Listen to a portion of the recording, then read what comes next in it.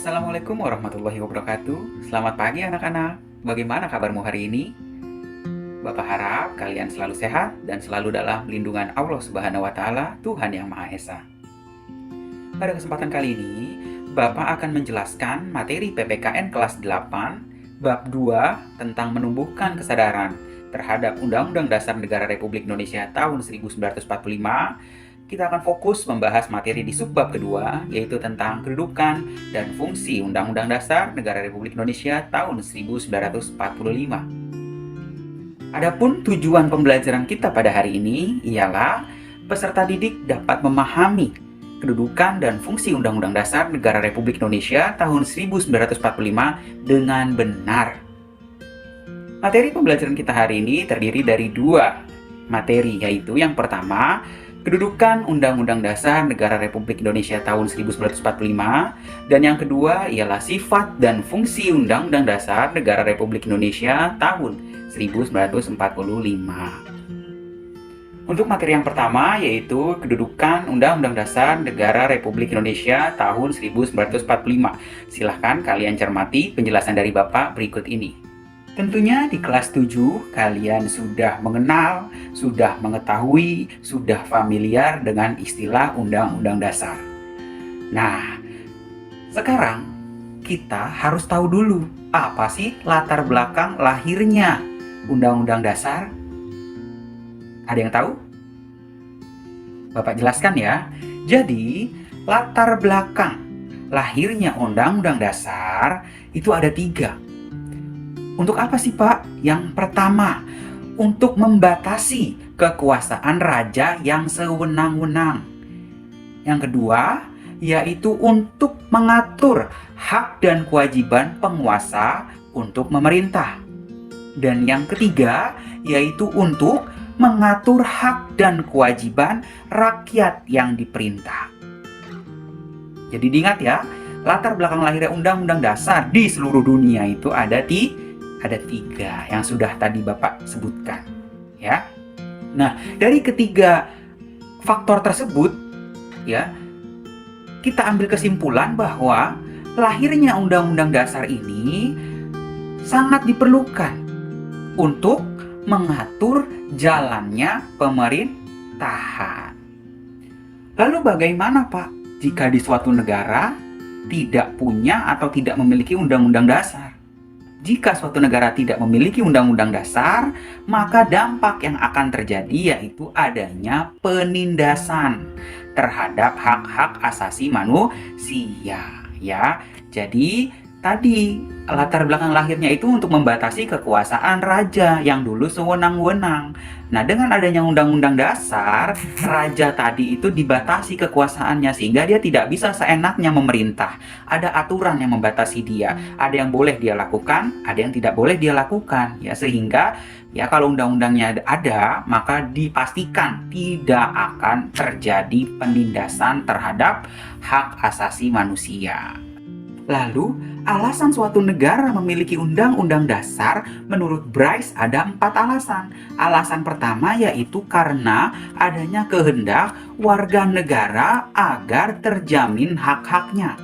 Yang kedua yaitu karena adanya kehendak penguasa atau warga negara untuk menjamin sistem pemerintahan tertentu di negaranya. Alasan yang ketiga yaitu karena adanya kehendak para pembentuk negara agar terdapat kepastian tata cara penyelenggaraan ketatanegaraan.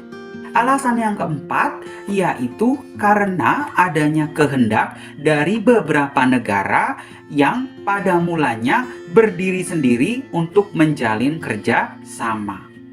Nah, motivasi adanya Undang-Undang Dasar Negara Republik Indonesia tahun 1945 adalah karena adanya kehendak para pembentuk negara Kesatuan Republik Indonesia sesaat setelah proklamasi kemerdekaan Republik Indonesia, tepatnya pada tanggal 18 Agustus 1945. Hal ini dimaksudkan agar terjamin penyelenggaraan ketatanegaraan Negara Kesatuan Republik Indonesia secara pasti Atau mudahnya ialah agar terciptanya kepastian hukum. Jika kita bicara mengenai Undang-Undang Dasar, pasti memiliki keterkaitan dengan istilah hukum dasar. Apa sih yang dimaksud hukum dasar itu? Nah, hukum dasar ialah aturan yang dijadikan sumber bagi berlakunya seluruh hukum dalam penyelenggaraan pemerintahan suatu negara. Nah, hukum dasar ini terbagi menjadi dua jenis. Yang pertama, hukum dasar tertulis, dan yang kedua, hukum dasar yang tidak tertulis. Nah, hukum dasar tertulis biasanya disebut dengan konstitusi, ya. Sedangkan hukum dasar yang tidak tertulis biasanya disebut dengan istilah konvensi. Hukum dasar yang tertulis atau yang biasa disebut konstitusi di negara Indonesia identik dengan Undang-Undang Dasar Negara Republik Indonesia tahun 1945.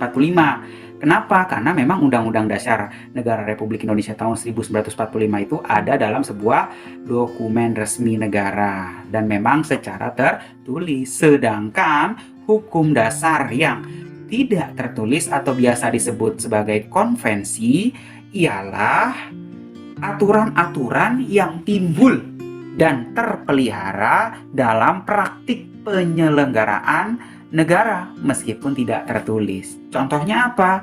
Contohnya yaitu pidato kepresidenan, ya, atau pidato presiden, ya, di tanggal 16 Agustus setiap tahunnya. Pidato presiden ini selalu dilakukan sehari sebelum peringatan kemerdekaan Republik Indonesia.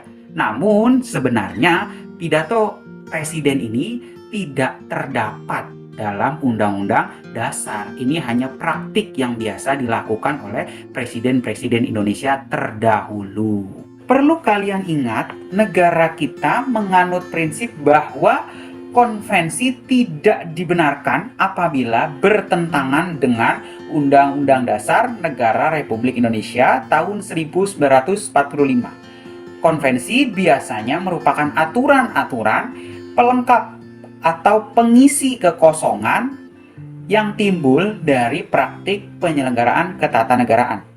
Ya, jadi tadi walaupun kita pakai konstitusi dan konvensi, tapi negara kita tidak memperbolehkan, ya, jika ada konvensi atau peraturan yang tidak tertulis bertentangan dengan hukum dasar yang tertulis, yaitu Undang-Undang Dasar Negara Republik Indonesia tahun 1945.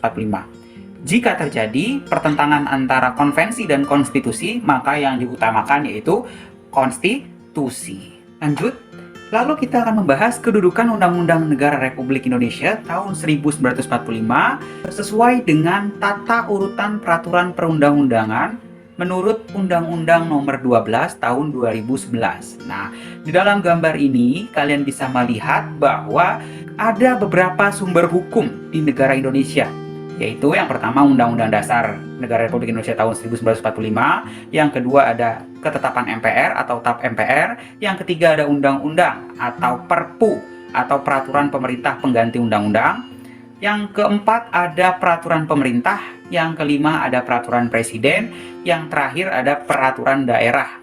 Peraturan daerah dibagi dua ya, nah, ada yang peraturan daerah provinsi, ada juga peraturan daerah tingkat kabupaten atau kota. Dilihat dari gambar tersebut, Undang-Undang Dasar Negara Republik Indonesia tahun 1945 memiliki kedudukan sebagai sumber hukum tertinggi di negara Indonesia. Dalam kedudukannya sebagai sumber hukum yang tertinggi, setiap peraturan perundang-undangan di bawah Undang-Undang Dasar harus berlandaskan dan bersumberkan pada Undang-Undang Dasar Negara Republik Indonesia tahun 1945. Sebagai hukum dasar yang tertinggi, segala peraturan perundang-undangan di bawah Undang-Undang Dasar tidak boleh bertentangan dengan Undang-Undang Dasar Negara Republik Indonesia tahun 1945. Jadi, Ketetapan MPR, Undang-Undang atau Perpu, Peraturan Pemerintah, Peraturan Presiden, atau Peraturan Daerah tidak boleh bertentangan, tidak boleh berbeda, ya, dengan Undang-Undang Dasar Negara Republik Indonesia tahun 1945. Karena Undang-Undang Dasar itu posisinya paling tinggi. Lanjut ya, Nak. Kita akan membahas tentang sistematika Undang-Undang Dasar Negara Republik Indonesia tahun 1945. Nah, sistematikanya Undang-Undang Dasar Negara Republik Indonesia tahun 1945 saat ini ialah terdiri dari dua bagian. Yang pertama adalah pembukaan dan yang kedua yaitu pasal-pasal.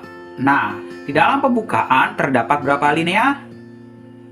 Ya, ada 4 alinea dalam pembukaan Undang-Undang Dasar Negara Republik Indonesia tahun 1945, ya. Lalu pasal-pasal Undang-Undang Dasar Negara Republik Indonesia tahun 1945 ialah salah satu bagian yang boleh diamandemen atau dirubah sesuai dengan kebutuhan, ya. Nah, kalau pembukaan tadi boleh diubah nggak? Tidak boleh, karena di dalam pembukaan itu terdapat tujuan negara, cita-cita nasional, dasar negara, ya, dan lain sebagainya. Jadi banyak sekali di dalam pembukaan itu. Ada dasar negara kita nih, dasar negara kita itu Pancasila. Kalau pembukaannya dirubah, kalau Pancasilanya diubah atau dihilangkan, berarti meruntuhkan atau merobohkan negara kesatuan Republik Indonesia. Sehingga pembukaan itu tidak boleh diubah atau sebagai pokok kaidah yang fundamental. Nah, kalau pasal-pasalnya boleh nggak, Pak? Boleh diubah atau diamandemen. Nah, sampai saat ini ya, dari tahun 1945, pasal-pasal dalam Undang-Undang Dasar Negara Republik Indonesia tahun 1945 sudah mengalami 4 kali perubahan atau 4 kali amandemen, ya. Amandemennya terjadi di tahun 1999, tahun 2000, tahun 2001, dan tahun 2002. Yang terakhir yaitu 2002. Nah, apa perbedaannya pasal-pasal sebelum amandemen dengan pasal-pasal undang-undang setelah amandemen? Kalau pasal-pasal Undang-Undang Dasar Negara Republik Indonesia tahun 1945 sebelum amandemen terdiri dari 16 bab, 37 pasal, 49 ayat, 4 pasal aturan peralihan, 2 ayat aturan tambahan. Sedangkan setelah diamandemen terdiri dari 21 bab, 73 pasal, 170 ayat, 3 pasal aturan peralihan, dan 2 pasal aturan tambahan. Kita lanjut, kita akan membahas tentang sifat dan fungsi Undang-Undang Dasar Negara Republik Indonesia tahun 1945. Oke, kita masuk ke materi selanjutnya yaitu sifat konstitusi. Ya, nah, sifat-sifat konstitusi secara umum ya terbagi menjadi 4. Ya, yang pertama tertulis, yang kedua tidak tertulis, yang ketiga fleksibel, yang keempat rigid. Nah, kalau dilihat dari sifat konstitusi yang tertulis, ya, kalau tertulis artinya tertulis dalam sebuah naskah, ya, dan diratifikasi atau disahkan oleh lembaga legislatif. Sedangkan sifat konstitusi yang tidak tertulis artinya memang tidak tertulis dalam sebuah naskah. Contohnya yaitu di negara Inggris. Negara Inggris itu menganut konstitusi yang tidak tertulis atau konvensi tadi, ya. Lalu sifat konstitusi yang berikutnya yaitu fleksibel. Maksudnya apa? Nah, sifat konstitusi fleksibel artinya konstitusi ini mudah untuk diubah dan dapat mengikuti perkembangan zaman. Ya, jadi fleksibel, dia gampang, kalau mau diubah gampang, mengikuti perkembangan zaman juga bisa, gitu ya. Sedangkan kebalikannya yaitu rigid. Ya, nah, rigid ini artinya konstitusinya sulit untuk diubah dan tidak dapat mengikuti perkembangan zaman. Nah, tadi kita sudah membahas sifat Undang-Undang Dasar secara umum. Sedangkan sekarang kita akan membahas sifat Undang-Undang Dasar Negara Republik Indonesia tahun 1945. Yang pertama yaitu tertulis. Ya, karena terdapat rumusan yang jelas, merupakan suatu hukum yang mengikat pemerintah sebagai penyelenggara negara maupun mengikat bagi setiap warga negara. Sifat yang kedua ialah singkat dan supel, ya, yaitu memuat aturan-aturan yang bersifat pokok yang setiap kali harus dikembangkan sesuai dengan perkembangan zaman, serta memuat hak-hak asasi manusia. Yang ketiga yaitu memuat norma atau aturan yang harus dilaksanakan secara konstitusional. Lalu sifat Undang-Undang Dasar Negara Republik Indonesia tahun 1945 yang terakhir ialah hukum positif tertinggi, yaitu sebagai alat kontrol terhadap peraturan-peraturan perundang-undangan lainnya. Ya, jadi tadi yang sudah Bapak jelaskan, Undang-Undang Dasar ini memiliki kedudukan sumber hukum tertinggi. Lalu bagaimana dengan sumber hukum lain di bawahnya? Ya tidak boleh bertentangan dengan yang di atas, gitu ya. Selanjutnya kita akan membahas fungsi Undang-Undang Dasar Negara Republik Indonesia tahun 1945. Nah, fungsi dari Undang-Undang Dasar Negara Republik Indonesia tahun 1945 ada 3. Yang pertama sebagai alat kontrol, yang kedua sebagai pengatur, yang ketiga sebagai penentu. Maksudnya apa, Pak? Alat kontrol. Nah, Undang-Undang Dasar ya Negara Republik Indonesia tahun 1945 itu dijadikan sebagai alat kontrol agar tadi hukum yang rendah ya atau peraturan-peraturan yang lebih rendah tidak boleh bertentangan dengan hukum yang lebih tinggi atau dengan Undang-Undang Dasar Negara Republik Indonesia tahun 1945. Gitu ya, jadi sebagai alat kontrol. Yang kedua sebagai pengatur. Apa yang diatur? Nah, yang diatur adalah kekuasaan negara ya. Jadi kekuasaan negara ini disusun, diatur, dibagi dan dilaksanakan. Ya, jadi Undang-Undang Dasar ini mengatur itu semua kekuasaan negara. Lalu yang ketiga, Undang-Undang Dasar ini sebagai penentu.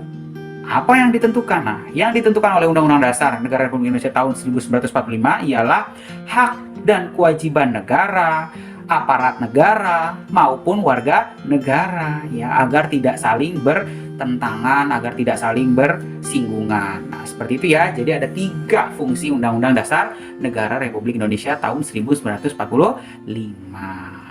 Sampai sini dapat dipahami, Nak, penjelasan dari Bapak? Semoga kalian dapat memahami ya penjelasan dari Bapak ini. Oke, cukup sekian materi pembelajaran kita pada pertemuan kali ini.